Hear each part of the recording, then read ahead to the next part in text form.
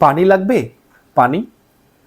বৈষম্য বিরোধী ছাত্র আন্দোলনে মুগ্ধর এই কথাটি যেমন আপনাকে আমাকে সুশীল সমাজকে বারবার মনে করিয়ে দেয়, ঠিক তেমনি সিরাজগঞ্জের এনায়েতপুরে নারী কনস্টেবল পৃথিবী, ভাই আমার পেটে বাচ্চা আছে, বাচ্চা, আমাকে মারবেন না, তার এই কথাটি সুশীল সমাজের মনে পড়ে কিনা জানি না। আমার বাংলাদেশ পুলিশের আমাদের বারবার পীড়া দেয়, আমাদের কানে বারবার বাজে। প্রথমেই দেশের এই সংকটময় পরিস্থিতিতে বাংলাদেশ পুলিশের যে বীর সদস্যরা আত্মত্যাগ দিয়েছেন তাদেরকে, এবং বৈষম্য বিরোধী আন্দোলনে যে সকল ছাত্ররা আত্মত্যাগ করেছেন তাদের সকলকেই শ্রদ্ধা ভরে স্মরণ করছি।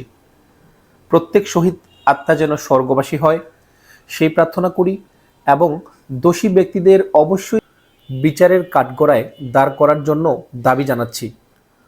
শুভেচ্ছা ও সাধুবাদ জানাই বৈষম্য বিরোধী ছাত্র আন্দোলনের মাধ্যমে নতুন সূর্যোদয়ের এবং নতুন স্বাধীনতার। অন্তর্বর্তীকালীন সরকারের প্রধান উপদেষ্টা সহ সকল উপদেষ্টা মণ্ডলীকে। অনেকেই কথা বলছেন, প্রশ্ন তুলেছেন বাংলাদেশ পুলিশের কর্মবিরতি কেন। অনেকে না বুঝে না জেনে নানাবিধ কমেন্টস করেছেন এবং করেই চলছেন। আসুন কথা বলি। বাংলাদেশ পুলিশের আন্দোলন ছাত্র জনতা বা কোনো গোষ্ঠী, দেশ বা রাষ্ট্রের বিরুদ্ধে নয়। এ দাবি বাংলাদেশ উন্নয়নের দাবি, এ দাবি ছাত্র জনতা ও দেশকে শৃঙ্খল করার দাবি, এ দাবি ছাত্র জনতা ও পুলিশের হত্যার বিচারের দাবি। বৈষম্য বিরোধী ছাত্র আন্দোলনে যেসব স্বার্থান্বেষী মহলের জন্য আমাদের দেশের ছাত্র জনতা ও আমাদের ভাই, আমাদের বন্ধু, আমাদের সহকর্মী যারা অকালে প্রাণ হারিয়েছেন তাদের পক্ষে বিচারের দাবি। এ দাবি নিহত আবু সাহিদ, নিহত মুগ্ধসহ সকল ছাত্র জনতা যারা বৈষম্য বিরোধী ছাত্র আন্দোলনে মারা গেছেন, এবং আমাদের সহকর্মী বাংলাদেশ পুলিশের গর্বিত বীর পুলিশ সদস্যরা হত্যাকাণ্ডের বিচারের দাবি। এ দাবি বাংলাদেশ পুলিশকে সংস্কার করে পুনর্গঠনের দাবি। ছাত্র জনতার মধ্যে যে সকল দুষ্কৃতী মহল কিংবা সন্ত্রাসী যারা নিম্ন পদস্থ কর্মচারী বা অধস্তন কর্মচারী, এ ব্যাপারে আমি একটু বিস্তারিত পরে বলছি, তাদেরকে নির্মমভাবে পিটিয়ে, কুপিয়ে, পুড়িয়ে, পানিতে চুবিয়ে, ঝুলিয়ে নির্মম এবং নিদারুণ কষ্ট দিয়ে জঘন্যভাবে হত্যা করেছে। ভিডিও ফুটেজ দেখে এইসব সন্ত্রাসীদের শনাক্ত করে সর্বোচ্চ শাস্তির দাবি জানাচ্ছি। এসব সন্ত্রাসী থানা, ফাঁড়ি, পুলিশ লাইন্সে হামলা করেই ক্ষান্ত হয়নি। বাসাবাড়ি, রাস্তায় ডিউটিরত পুলিশ এবং সিভিলেও যাতায়াত করার সময় ব্যাপকভাবে হত্যাযজ্ঞ ঘটিয়েছে সারা দেশে। এসব ঘটনার তীব্র নিন্দা জানাচ্ছি এবং এসব হত্যার বিচার চাই। কেন বলছিলাম নিম্ন পদচারী বা নিম্ন পদস্থ কর্মকর্তা যারা, তাদেরকে বলতে বোঝায় ইন্সপেক্টর টু কনস্টেবল। আমরা যারা এই র্যাঙ্কে চাকরি করি তাদেরকে আমাদের পুলিশ ডিপার্টমেন্টের ভাষায় অধস্তন বা নিম্ন পদস্থ কর্মচারী বলা হয়। আর সত্যিকার অর্থে এই অধস্তন বা নিম্ন পদস্থ কর্মচারী যারা, তারাই কিন্তু মারা গেছেন বেশি। আপনি কি বলতে পারবেন বা আপনি কি শুনেছেন কখনো একজন সিনিয়র পুলিশ কর্মকর্তা মারা গেছে, সিনিয়র অফিসার মারা গেছে? বিচ্ছিন্ন দু একটি ঘটনা ছাড়া সিনিয়রদের অনুমতি বা অর্ডার যাই বলি না কেন, তাদের অর্ডার ছাড়া, অনুমতি ছাড়া এই ছোট র্যাঙ্কের পুলিশটা কি কখনো গুলি করতে পারে?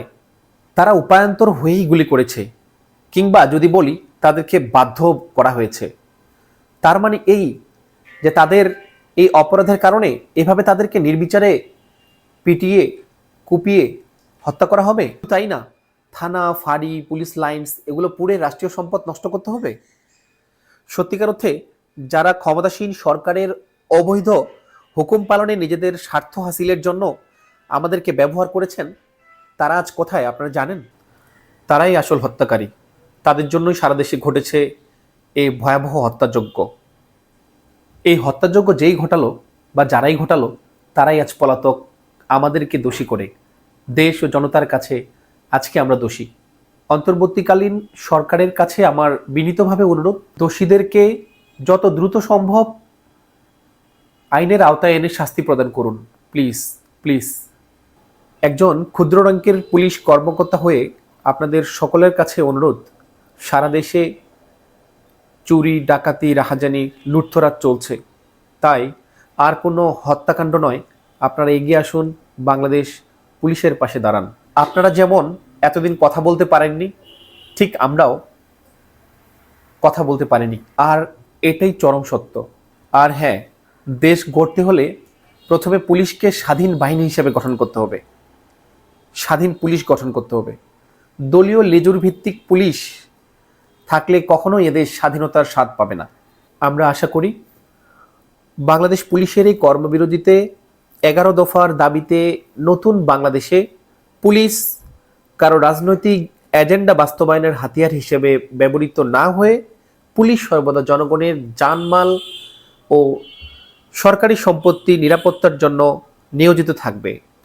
আসুন সবাই মিলে একটি বৈষম্যহীন বাংলাদেশ গড়ে তুলি, যেখানে আইনের শাসন থাকবে, নির্ভয়ে কথা বলতে পারবেন, মত প্রকাশের স্বাধীনতা থাকবে এবং অকালে একটিও প্রাণ ঝরবে না।